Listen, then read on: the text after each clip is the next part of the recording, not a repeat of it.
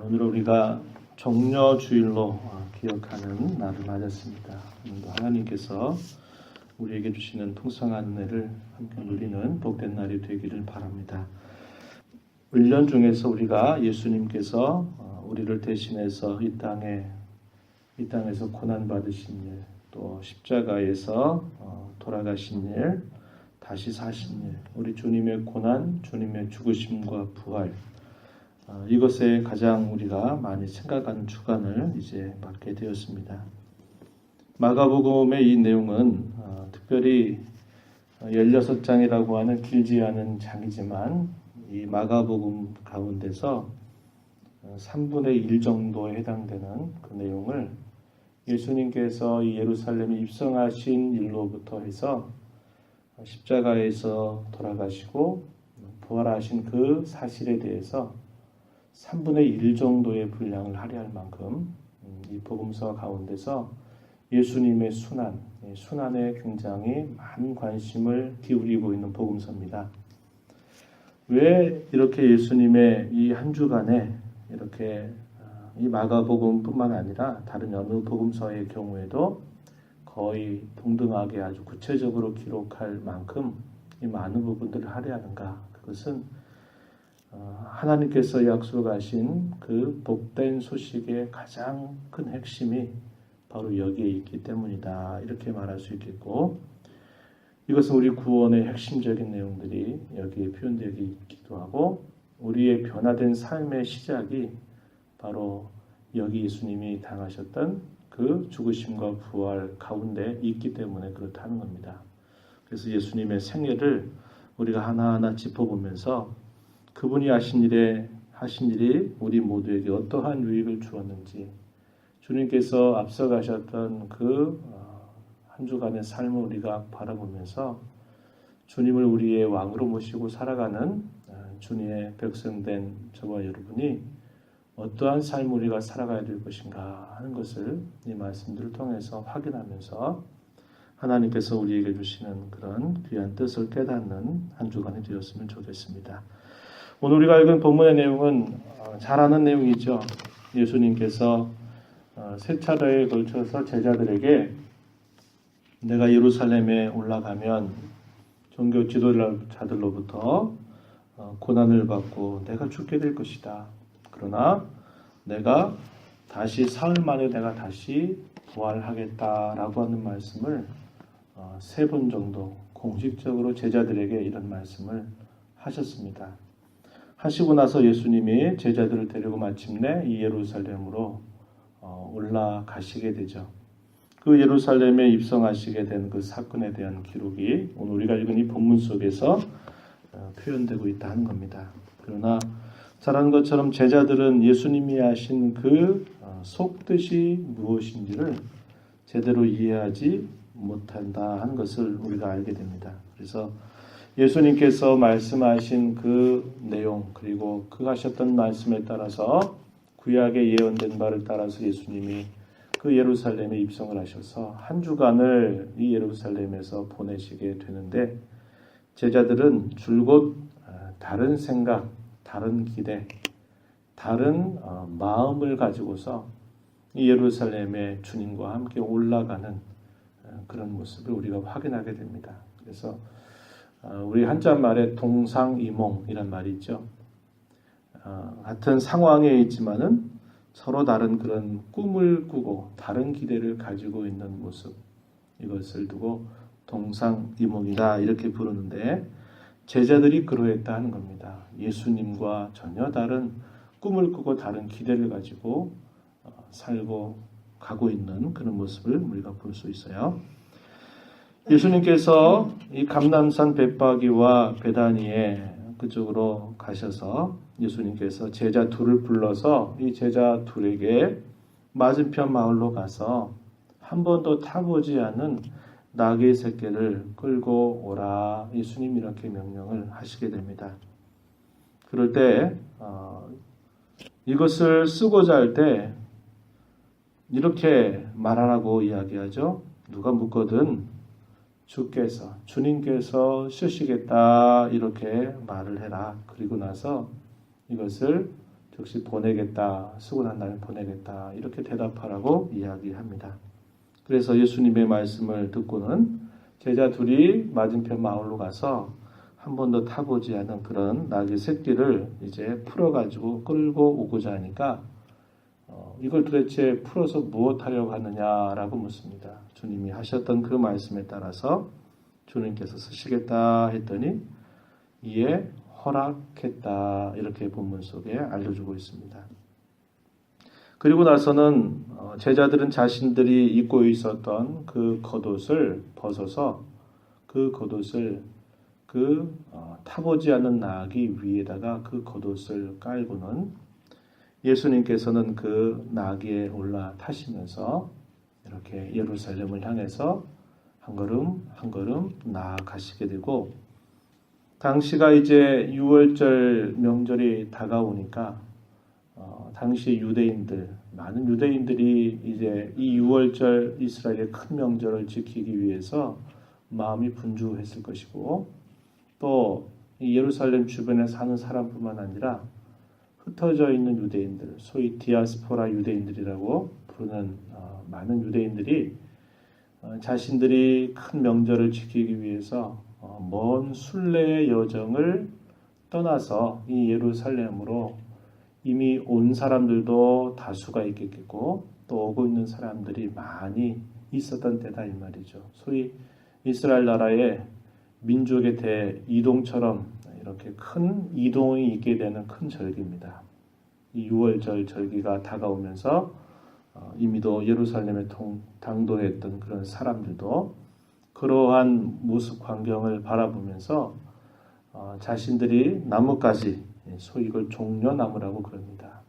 승리를 상징하게 되는 그런 종려나무 가지를 꺾어가지고 그 예수님께서 예루살렘에 올라가는 그 길 앞에다가 그 나뭇가지들을 꺾어서 그 밑에 까는 겁니다.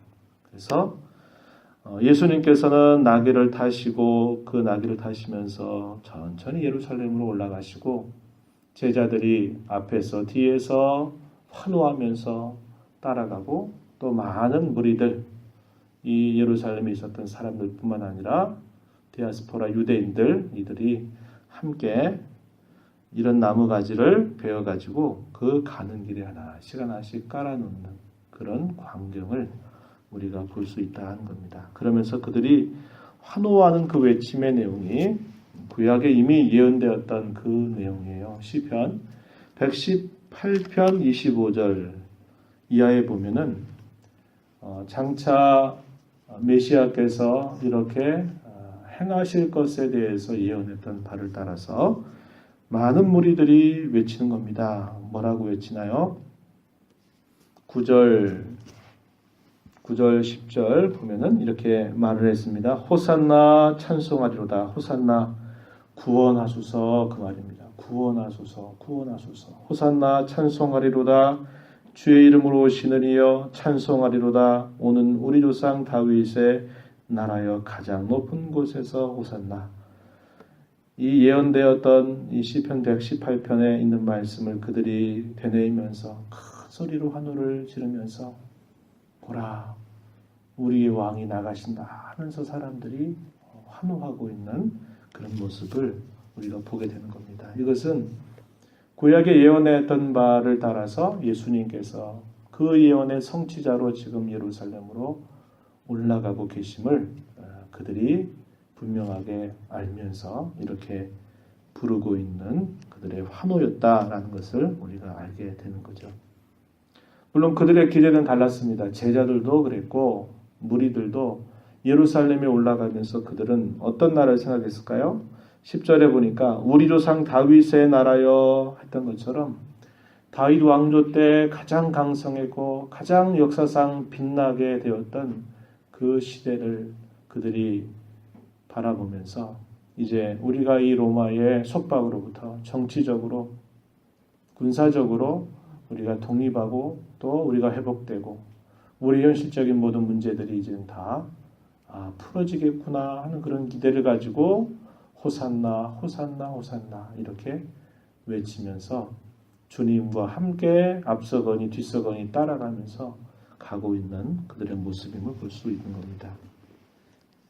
이것은 또한 스가랴 선지자를 통해서 예언했던 그 말씀이 성취되고 있다라는 것을 우리에게 알려줘요. 스가랴서 9장 9절 말씀을 보면 시온에 따라 크게 기뻐할지어다 예루살렘에 따라 즐거이 부를지어다 보라 내 왕이 내게 임하시나니 그는 공의로우며 구원을 베푸시며 겸손하여서 나귀를 타시나니 나귀의 작은 것 곧 나귀 새끼니라. 이렇게 예언했던 그 말씀의 내용을 따라서 예수님께서는 예루살렘으로 올라가시게 되었습니다.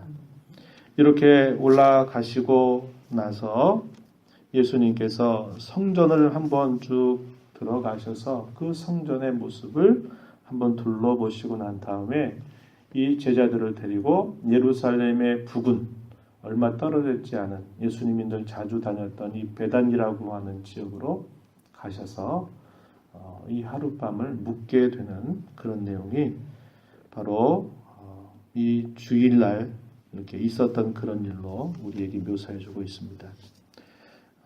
로마의 장군들이 외국에 나가서 전쟁을 해서 그 전쟁에서 승리하고 돌아올 때 마치 개선 장군이 딱 그 로마의 시내로 들어올 때 사람들이 막 환호하면서 또 이런 또 월계수 이런 것들을 또 가지고서 그들을 환호하고 기뻐하는 그들의 어떤 모습과는 너무나도 대조되는 예수님의 입성임을 우리는 보게 되는 것입니다. 그분은 이런 정치적이고 군사적인 그런 왕이 아니라 주님이 이미 마가복음 10장 끝자락에서 말씀하신 것처럼 나는 이 땅에서 섬김을 받으러 온 게 아니라 나는 섬기려 이 땅을 왔고 나는 많은 사람의 대속물로 나는 주려고 나는 이 땅에 왔다. 마가복음 10장 45절에 그런 말씀을 하십니다.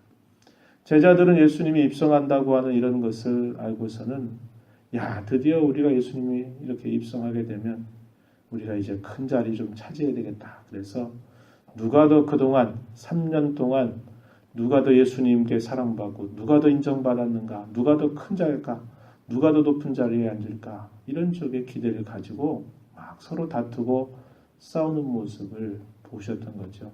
그러면서 하나님의 나라는 높고자 하는 자는 낮아질 것이고 자기를 낮추는 자가 높아질 것이다. 너희 중에 크고자 하는 자는 섬기는 자가 되어라. 이렇게 예수님은 말씀하시면서 주님이 가신 그 걸음이 섬김의 왕으로서 이 땅에 오셨다라는 것을 말씀하시는 겁니다.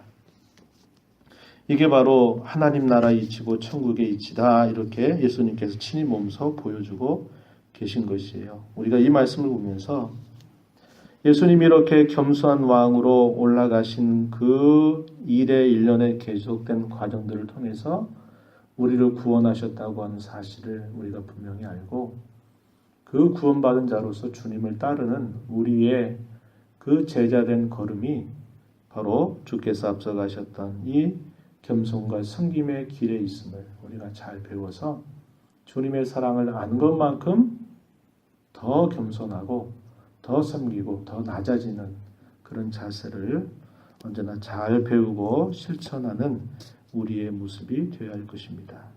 주님께서 부족한 저와 여러분들을 사랑하셔서 우리로 하여금 내가 너를 쓰겠다라고 이렇게 말씀하실 때 주님 부족하나마 주님께서 기꺼이 저를 사용해 주십시오. 언제든지 주님이 원하시는 대로 주님 제가 따르겠습니다 하는 그런 고백을 주 앞에 드리면서 우리의 삶을 살아가게 되기를 진심으로 바랍니다. 하나님 아버지 감사합니다. 저희들에게 또다시 저희들에게 귀한 주일을 허락하여 주셔서 특별히 예수님께서 이 땅에 오셔서 고난의 한 주간을 사셨던 그 일들의 행적을 다시 한번 하나하나 되뇌이면서 주님이 가셨던 그 걸음을 통해서 우리에게 참으로 복된 소식을 친히 이루어 주시고 저희들의 구원을 이루어 주시며 또 저희들의 새로운 삶의 변화가 주님의 이러한 섬김과 사심에 있었음을 다시 한번 확인하려고 합니다. 시간마다 저희들에게 하나님의 은혜를 베풀어 주셔서 주님을 왕으로 모시고 살아가는 저희들이 어떠한 섬김을 주 앞에 가지며 우리의 남은 생애를 살 것인가를 깊이 돌아보고 우리의 삶을 점검하고 주님 앞에 세워가는 복된 저희들의 모습이 되도록 인도하여 주옵소서. 은혜의 보좌 앞에 와서 또한 아버지 앞에 간구하는 모든 심령들에게 이 시간도 풍성한 은혜를 더하여 주시옵고 오늘도 여호와 안에서 즐겁고 복된 날, 귀한 날로 여기고 이 날을 존귀한 날로 여기므로 여호와 안에서 여호와께 주시는 참된 안식의 즐거움을 경험하는 저희 모두가 되게 하여 주옵소서. 예수님 이름으로 기도하옵나이다. 아멘.